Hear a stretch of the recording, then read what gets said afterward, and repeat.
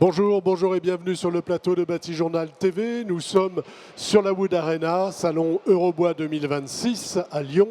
Et avec mes trois invités, nous allons parler outillage durable. Pour en parler avec moi, monsieur Philippe Bayet. Philippe, bonjour. Bonjour. Vous êtes le DG de Flex. Flex, qu'est-ce que c'est? Fabricant d'outillage électroportatif depuis 1922. À côté de vous, Christian Colombel. Christian, bonjour. Bonjour. Christian, vous êtes responsable grand compte d'une société au nom imprononçable que je vais vous laisser prononcer. Brennenstuhl. Et vous nous présentez? Alors la société Brennenstuhl est implantée en France depuis 50 ans et on est fabricant français de matériel d'adduction électrique, plus simplement dit des enrouleurs électriques et de l'éclairage professionnel. Et à côté de vous, Laurent Schwartz. Laurent, bonjour. Bonjour. Laurent, vous êtes le DG de Fein, c'est ça? Oui, également, donc marque allemande d'outillage électroprofessionnel et on fête les 70 ans de notre présence en France cette année. Voilà, ça c'était pour la présentation de qui vous êtes, hein, mais aujourd'hui vous allez parler au nom du C5PAC. Et donc, Laurent, vous allez nous présenter le C5PAC. Oui, en tout cas, merci pour cette invitation, nous tous les membres du C5PAC. Et pour rappeler à ceux qui ne connaissent pas, le C5PAC, c'est le syndicat des marques internationales d'outillage portatif et de consommables pour le bricolage, le jardin, l'industrie. Et ce sont des marques qui interviennent sur les univers du grand public, mais également, bien sûr, sur le professionnel. Et vous le voyez ici sur l'écran, ce sont environ 50 marques qui représentent plus de 3 milliards d'euros de chiffre d'affaires. Et le C5PAC, il faut le rappeler, est également affilié à la FICIM. Qui est? C'est le syndicat qui regroupe un certain nombre effectivement de représentations professionnelles dans différents métiers. Donc un syndicat très représentatif, si j'en juge par ce que je vois à l'écran. Ah oui, on est très représentatif, sans dire de bêtises, mais environ 80% du marché est représenté de l'outillage électroportatif, industriel et jardin.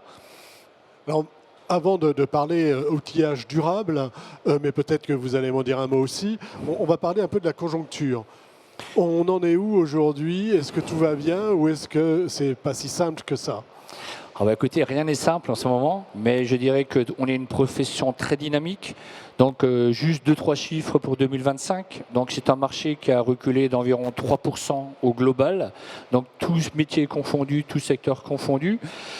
Et plus particulièrement, si je vais un peu dans le détail sur la partie professionnelle, donc la partie professionnelle se porte mieux avec une légère régression de l'environ 1% du marché en 2025. Là-dedans, il faut noter qu'aujourd'hui, la partie filaire est en régression d'environ 4%, mais contrairement à toute la partie sans fil, donc qui est vraiment la dynamique du marché, est quasiment stable aux environs de 0%. Voilà. Et nous arrivons bientôt, nous allons nous approcher très vite, voire dépasser très vite les 70% de part de marché en machine sans fil, donc dans le monde professionnel. Donc finalement, c'est stable, c'est pas extraordinaire, mais ça reste stable et c'est pas catastrophique, si je résume. Oui, voilà. Après, il faut aussi prendre en compte qu'on est sur des niveaux équivalents au pré-Covid, qui est quand même pour moi la référence. Oui, on a des perspectives plutôt positives, je vais en parler tout à l'heure. Ça pourrait être mieux, mais ce n'est pas catastrophique.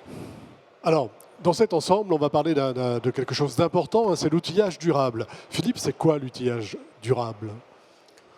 L'outillage durable, c'est quelque chose qui nous tient à cœur, nous, fabricants d'outillage électroportatif.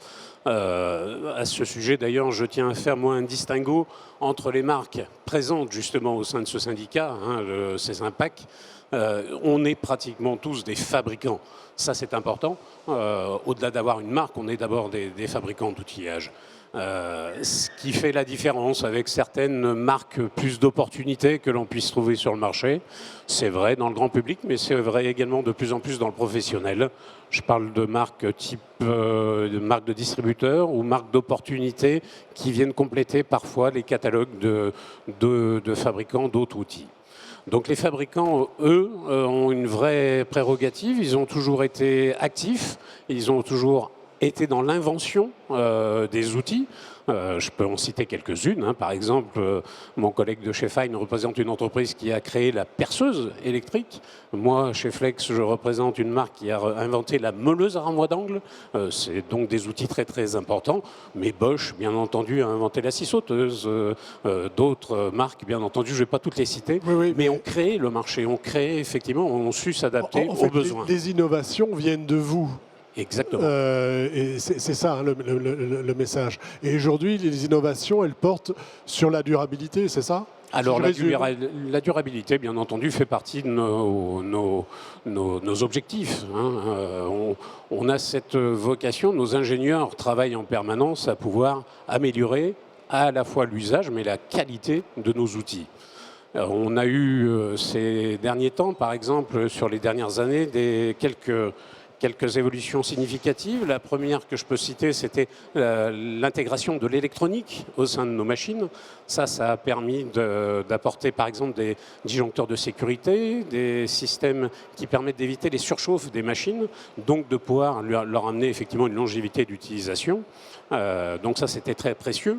C'était précieux, mais j'allais dire, c'est pas le passé, mais c'est quelque chose qui est complètement intégré aujourd'hui. Maintenant, c'est intégré, effectivement. Les étapes plus récentes, ça a été l'évolution du moteur brushless, c'est-à-dire qu'on a... Rappelez-nous ce que c'est pour ceux qui ne sauraient pas. Le brushless, c'est en anglais forcément, et ça veut dire sans charbon.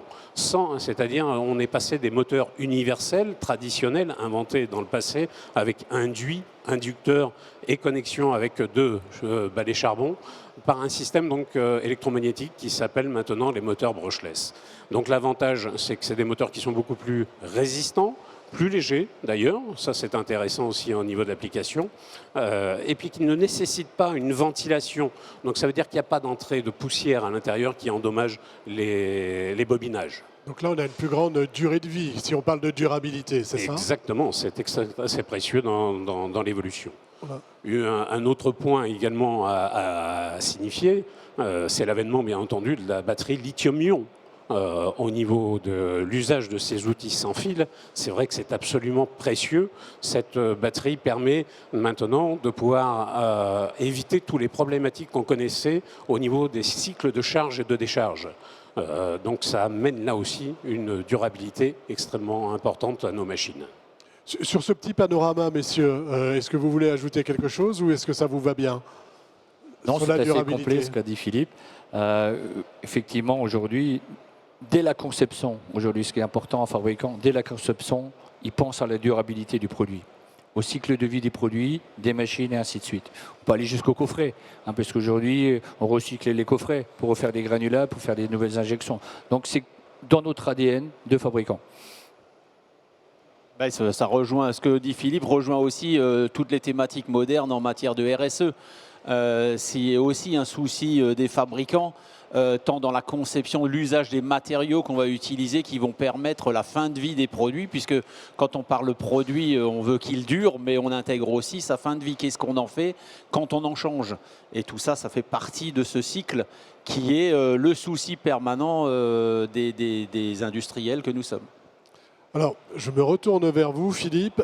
Quand on parle durabilité, on parle aussi réparabilité. Vos outils ne tombent jamais en panne. Mais si jamais ça devait arriver, expliquez-nous un petit peu comment ça se passe et pourquoi c'est important, cette notion de réparabilité lorsque l'on parle de durabilité. Alors je vais vous démentir, nos outils tombent en panne. Et tombent en panne tout simplement parce qu'ils sont utilisés. C'est bien là pourquoi on les fabrique. Finalement. Et c'est important effectivement d'y penser. Oui, effectivement. Une preuve d'ailleurs de la durabilité de nos outils, c'est que la plupart des fabricants aujourd'hui proposent une extension de garantie. On n'est plus simplement sur la garantie obligatoire d'1 an sur la partie professionnelle, mais nous proposons tous une extension à 3 ans. Donc ça veut dire qu'on est sûr de la qualité de nos outils. Ça, c'est la première chose. Et puis, vous avez raison, bien entendu, qu'est-ce qu'on fait quand une panne arrive? Donc, on travaille effectivement sur la réparabilité. En tant que fabricant, on a cet avantage d'avoir ce qu'on appelle, nous, les composants pour la fabrication qui deviennent forcément des pièces détachées disponibles pour pouvoir réparer les machines. Pas sur un espace de 6 mois, mais plutôt des périodes de 6 ans ou de 10 ans parfois.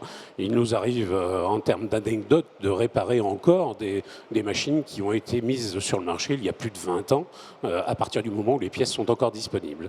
Donc ça, c'est important de le signifier. Concrètement, ça se passe comment? C'est-à-dire que pour qu'on vous renvoie les outils, ça passe par le négoce de matériaux, ça passe par les GSB éventuellement, mais c'est surtout le négoce de matériaux pour le Oui, matériau alors là, sur le professionnel. marché professionnel, j'allais dire qu'on a à peu près toutes les marques de renom ont toutes mis en place des dispositifs pour pouvoir aller récupérer les machines chez les distributeurs et les faire venir dans nos services après-vente, soit intégrés pour la plupart. Hein, on a tous un service, enfin pour la plupart du moins, je pense, on a un service après-vente intégré, ou alors on fait appel à des partenaires externes pour pouvoir assurer cette mission. Laurent? Bah, il y a un point important, c'est le délai. Le délai de réparation aussi. C'est pour ça que, comme le disait Philippe, nous, les marques aujourd'hui, proposons un service complet. Donc le ramassage, la réparation, garantie ou pas garantie. Donc effectivement, dit aux artisans, on le dit vraiment, travaillez avec nous directement aussi pour la réparation. On a le savoir-faire, le bon prix, le bon délai, la bonne communication. Et ça, c'est vraiment très important. Oui, allez-y. De plus en plus également d'entreprises ou d'artisans savent réparer leurs machines et ils adorent le faire. Donc c'est pour ça que nous mettons également à disposition la livraison des pièces détachées. C'est un complément tout à fait intéressant pour eux et ça c'est vrai que c'est important de le signifier. Certains artisans ont une passion avec leurs machines. Faut pas oublier que c'est... Ils sont passionnés, ils sont attachés à une marque souvent. C'est assez drôle. Oui, c'est ça, il ne faut pas oublier que dans leur quotidien, les machines électroportatives sont le complément de leurs mains. C'est-à-dire que toutes les applications qu'ils veulent faire, perçage, ponçage, la machine est vraiment le complément de leurs mains. Donc quand ils sont habitués, quand ils ont confiance en une marque, effectivement, généralement, ils continuent, d'autant plus si on apporte le service en complément. On a fait un bon tour d'horizon de l'outil durable, on va dire. Est-ce qu'il y a quelque chose à ajouter ou pas? On est bien? Bah, écoutez, oui, je pense qu'on est à peu près bon. Après, effectivement, on va parler. Voilà, on va parler d'un autre sujet, mais complément qui vient en complément, c'est la normalisation. Christian, c'est à vous. Racontez-nous, dites-nous tout. Disons que dans toute profession, dans tout métier, il y a un aspect normatif. Alors on perçoit souvent ça comme un des thèmes très rébarbatifs. C'est souvent la genèse, c'est justement les innovations des marques qui vont poser un certain standard qui devient une norme. Alors cette norme, ce n'est pas une fin en soi, c'est une base. Alors la grande différence entre les adhérents de tous les fabricants que vous retrouvez dans un groupement comme le C5PAC, c'est qu'eux ne s'en satisfont pas en réalité. Ils sont déjà dans la projection de ce qu'on peut faire de mieux. Puisque la réalité des choses, c'est que nous, fabricants, on a à cœur de satisfaire, de garantir la santé de l'utilisateur, comme le disait bien Philippe, c'est le prolongement de la main de l'homme. Donc on doit se soucier de sa santé, on doit se soucier de sa sécurité, les deux sont liés, d'accord? Mais on doit surtout se soucier d'autre chose, c'est le confort de travail. Parce que on s'adresse dans la plupart du temps à des professionnels et ce professionnel, il travaille toute la journée avec sa machine. Donc il faut que ce soit, à la fin, notre objectif final, c'est que ce soit un plaisir. Là où on a atteint notre but, c'est quand l'artisan, il utilise nos machines de manière simple, sûre, il ne se pose aucune question et qu'à la fin, il prenne même du plaisir à les utiliser. Quand on a fait ça, on a non seulement respecté les normes, mais je vais aller au bout, je veux dire, on le devra sublimer, et c'est ça l'enjeu des grandes marques. Est-ce que vous pouvez nous dire cette manière de sublimer, de nous donner 2-3 exemples par rapport à la norme existante et par rapport à ce que vous mettez en place? Une norme, si vous voulez, si je prends un exemple chez nous, pour sortir juste un petit peu de l'aspect machine pure, en fait, vous avez une norme qui va vous dire, écoutez, pour éviter tout risque électrique, vous êtes obligé de respecter, d'utiliser dans le domaine professionnel un câble qui a des caractéristiques particulières. Alors, je vais te dire des choses très rébarbatives, c'est H07 RNF, c'est ce que dit la norme, d'accord ? Donc, on peut très bien dire, écoutez, c'est marqué sur le câble, donc c'est bon. La réalité, c'est non, c'est pas bon. C'est pas parce que c'est marqué sur le câble que c'est vrai. Quand vous avez un fabricant, le fabricant, Alors nous, on fait du made in France, donc on a la relation directe avec le fabricant sur la qualité du produit, mais on a une surveillance personnelle du respect de la norme et de l'intégration de cette norme dans nos produits. Donc ça, c'est une garantie qu'on donne. Nous, on contrôle par exemple 100% de nos produits en fin de fabrication. C'est-à-dire, on ne dit pas on respecte le cadre de la norme. Non, on vérifie que chaque produit, avant d'être mis dans son carton, a respecté la norme. Et ça, on ne peut pas donner une meilleure garantie à l'utilisateur que celle-ci. Ça, c'est très important. Vous êtes tous d'accord? Non, tout à fait d'accord. Nous, nos phases de test sont très longues. Donc si on dit, voilà, il faut 1 million de vis pour une visseuse, généralement, nous, les marques professionnelles, on atteint ces seuils sans aucun souci. Question sur cette question des normes, on est bon? Alors on pourrait dire des choses très ennuyeuses. On n'est pas là pour ça, on est là pour rassurer les gens, pour leur expliquer qu'on se soucie au quotidien non seulement de ce qui peut leur arriver, mais de ce qu'on veut surtout pas qu'il leur arrive. Et c'est ça qui est important. Donc on a vu les outils durables, l'importance de la norme et surtout d'aller au-delà de la norme en ce qui vous concerne. Et on a vu avec vous la conjoncture, donc maintenant on va voir les perspectives. Dites-nous tout, Laurent. Oui, je vais plutôt finir sur un message positif quand même, parce que quand on allume la télé, on écoute la radio en ce moment, c'est pas toujours très gai. Ouais, c'est un peu le problème. Non, alors, il y a plusieurs études qui montrent effectivement au niveau international d'abord une croissance du marché de l'outillage électroportatif. En ce qui concerne la France, effectivement, on va plutôt être sur une année de stabilisation, voire de légère croissance. Donc ça, c'est quand même positif. Et comme je l'ai dit tout à l'heure, on sera sur des niveaux supérieurs au pré-Covid, qui étaient quand même les années de référence, parce que post-Covid, on a connu des années assez exceptionnelles. Donc l'année plutôt sur un marché stable. Mais tout ça, c'est par rapport à tout ce qu'on a dit, c'est parce que les marques innovent, apportent des nouveautés dans le sans-fil, apportent des nouveautés au niveau sécurité, de productivité. Et le sans-fil va continuer à croître. On va effectivement, ça va être la dynamique du marché. C'est là que les marques vont se différencier encore sur les mois et les années à venir. C'est l'apport de toutes les gammes en sans-fil et ainsi de suite. Voilà, donc c'est plutôt un message positif et on est plutôt dynamique dans la profession et on souhaite effectivement avoir de la croissance. Donc on se donne rendez-vous dans 2 ans pour en reparler ici. Mais avant, vous avez un rendez-vous prévu pour le mois de septembre, c'est ça, si mes souvenirs sont bons? Le 30 septembre exactement, à Paris. Oui, merci d'en parler. Et effectivement, ça sera le CESIMPAC organisera sa biennale de l'outillage. Donc ça sera la 6e édition. Elle aura lieu donc le 30 septembre à Paris. Et nous ferons une revue complète du marché, des tendances, des normes que nous présenterons à un large public de distribution et de distributeurs. Et on remercie aussi Eurobois de ce fait-là, puisque c'est un des partenaires de cette manifestation-là. Et donc, on attend tous les acteurs de la profession à ce bel événement. Voilà, et ce sera à Paris, où? Vous savez déjà? C'est à Paris, au Grand Rex, si je ne me trompe pas. Au Grand Rex, ok. En même temps que Batimat, en même temps que le Mondial du bâtiment. Sur la même période. Sur la même période, ok, ça marche. Eh bien, écoutez, si on a tout dit, est-ce qu'on a tout dit? On a été complet. On invite bien entendu tout le monde à venir nous rencontrer sur nos stands. De l'innovation, de la passion, vous pouvez en trouver assurément sur nos stands. Écoutez, messieurs, merci. Merci d'être venus nous parler d'outillage et d'outillage surtout durable. Une émission, un moment d'échange à retrouver sur notre site internet, bien sûr, Batijournal TV, et sur les sites de nos partenaires que sont bien sûr le salon Eurobois et le magazine Woodsurfer. Merci à vous. Merci. Merci. Merci beaucoup.